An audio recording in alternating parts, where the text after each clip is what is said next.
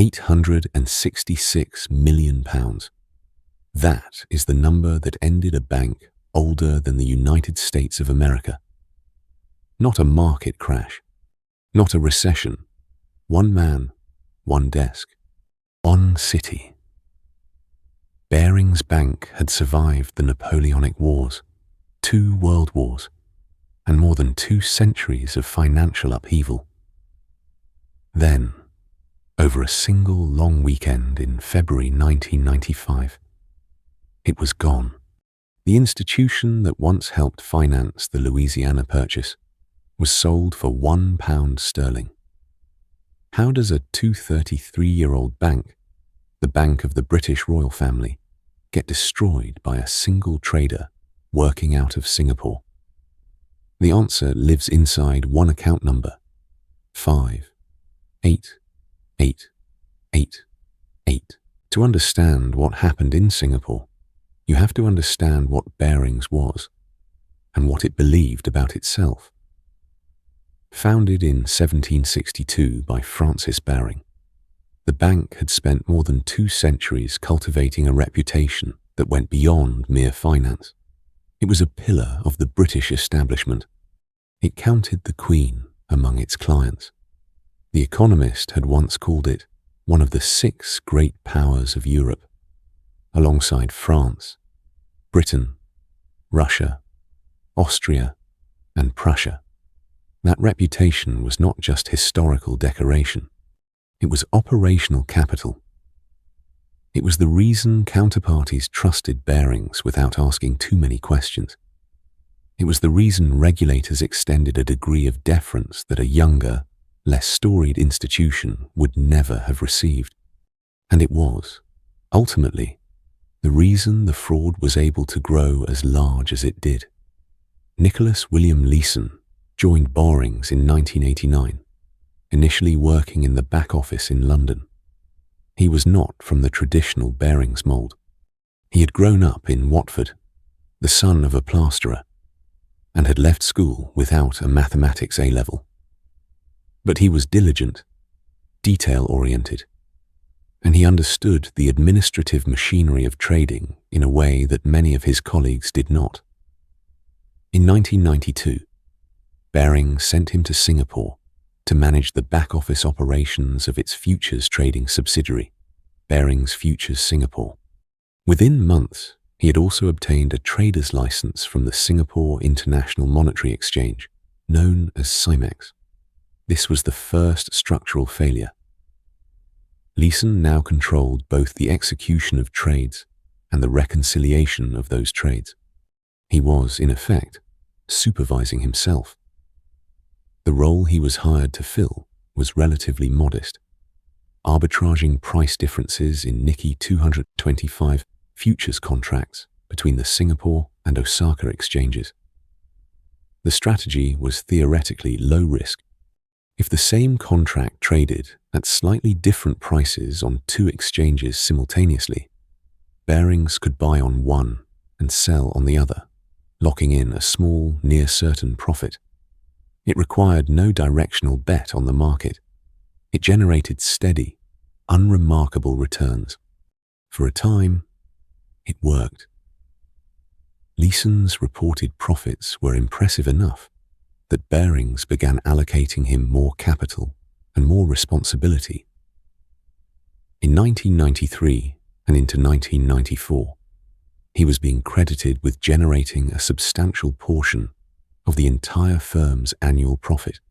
Senior management in London celebrated the numbers. They did not examine the mechanism that produced them. The warning signs were already present in the administrative record, but no one was positioned, or perhaps motivated, to read them clearly. Leeson had opened an error account, designated 88818, shortly after arriving in Singapore. Error accounts are standard practice in trading operations. They exist to temporarily hold trades that have been booked incorrectly while they are being corrected. What Leeson did with account 888 was something else entirely. He used it to conceal losing trades.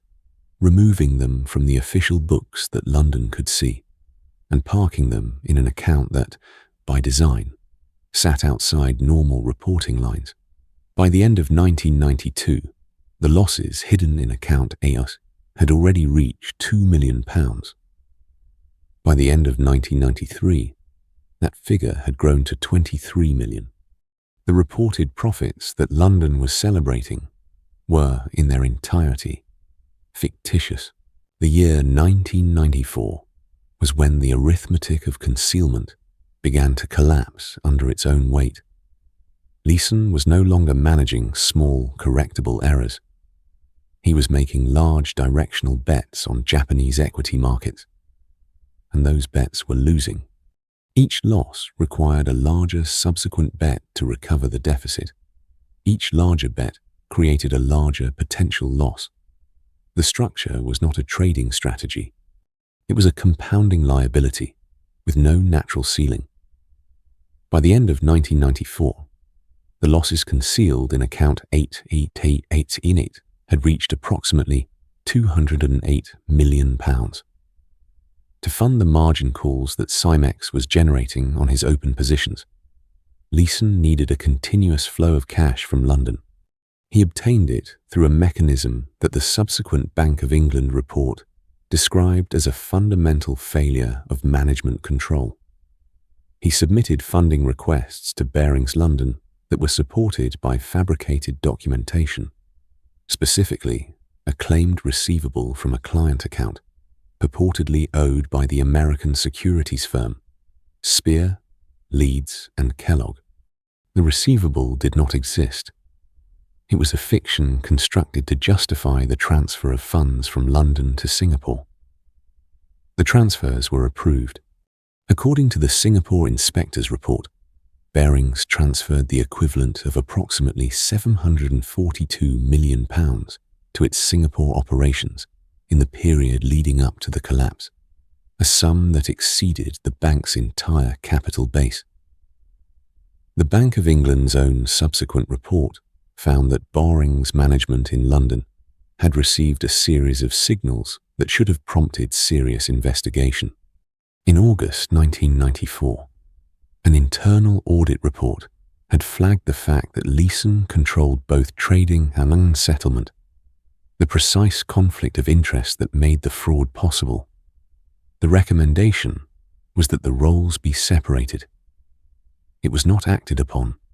In January 1995, a senior official at the Merchant Banking Group received a query from the Futures and Options Division, asking for clarification on the large and growing funding requests coming from Singapore. The query was not escalated to a level where it could be properly assessed. On the 17th of January 1995, the Kobe earthquake struck Japan. The Nikkei 225 fell sharply in the days that followed.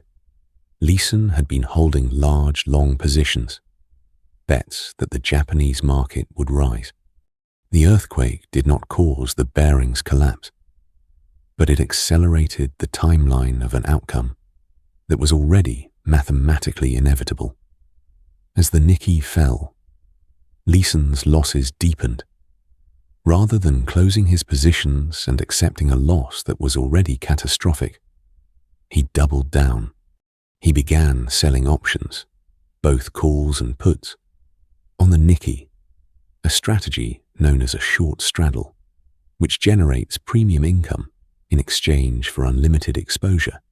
If the market moves sharply in either direction, the market moved sharply. By the third week of February 1995, the positions in account 8 had generated 8 losses of approximately £830 million, a figure that was still growing with every hour the markets remained open. On the 23rd of February, Leeson did not appear at his desk. He left a handwritten note on his desk that read simply, "I'm sorry." He and his wife boarded a flight out of Singapore the weekend of the 24th and 25th of February, 1995. was when the full scale of the disaster became visible to the people who had the power to act on it. Barings management contacted the Bank of England. What they disclosed was not a liquidity problem that could be bridged with an emergency loan. It was a solvency crisis. The losses were not recoverable. The Bank of England convened emergency meetings over that weekend, attempting to organise a private sector rescue, the same kind of coordinated response that had saved Johnson Matthey bankers a decade earlier. Major British and international financial institutions were contacted. The numbers were presented. One by one, potential rescuers walked away. The positions Leeson had left open were still live. The Nicky was still moving. The total exposure was not a fixed figure. It was a variable that could only grow. No private institution was willing to absorb that uncertainty. By Sunday evening, it was clear that no rescue was coming. On the 26th of February, 1995, Barings Bank was declared insolvent. It was placed into administration by the Bank of England. The total losses attributable to Leeson's hidden account were approximately £827 million, a figure later revised upward to £927 million as positions were unwound. This exceeded Barings' entire available capital and reserves. The bank that had survived the Napoleonic Wars, that had helped finance the early American Republic, that had been a counterparty to sovereigns and central banks for 233 years, was sold to the Dutch financial services group, ING, for a nominal sum of £1 sterling. ING assumed Barings' liabilities and acquired its assets, including its client relationships and its staff. The Barings name was eventually retired. Meanwhile, Leeson's flight had taken him first to Kuala Lumpur, then to Brunei, then to Frankfurt, Germany, where he was arrested on the 8th of March 1995 at Frankfurt Airport, acting on an international warrant. He was extradited to Singapore in November 1995. In Singapore, Leeson pleaded guilty to 2 counts of deceiving the bank's auditors and of cheating Cymex. He was sentenced to 6.5 years in prison by the Singapore District Court. He was released in 1999 after serving approximately 4 years, having been diagnosed with colon cancer during his incarceration. Back in London, the aftermath for Barings' senior management was considerably less severe in criminal terms. The Bank of England's report identified significant failures of management oversight and internal control across multiple levels of the organisation. The Securities and Futures Authority in the United Kingdom took regulatory action against a number of former Barings executives, resulting in prohibitions from working in financial services. No senior Barings manager in London faced criminal prosecution in the United Kingdom in connection with the collapse. The 2,000 employees of Barings, who had no knowledge of the fraud and no role in the failures of oversight, lost their jobs. The Barings collapse did not fade quietly into financial history. It became a reference point, a case study taught in business schools, cited in regulatory frameworks, and returned to every time a rogue trading scandal emerged in the years that followed. And they did follow. Société Générale in 2008, UBS in 2011. The structural conditions that enabled Leeson, a single individual controlling both the execution and the reconciliation of trades, inadequate supervision of a remote and profitable operation, a management culture that did not interrogate good numbers as rigorously as it interrogated bad ones. Those conditions were not unique to Barings. The Bank of England's report, published in July 1995, ran to several volumes. It documented in precise detail how the fraud had been sustained. The falsified documentation, the unsegregated roles, the funding requests that were approved without adequate verification, the internal audit recommendations that were not implemented. The Singapore government's own inquiry, conducted by inspectors appointed under the Companies Act, reached parallel conclusions and extended scrutiny to the conduct of Cymex itself, examining what the exchange knew about Leeson's positions and when. The regulatory response in the United Kingdom was substantial.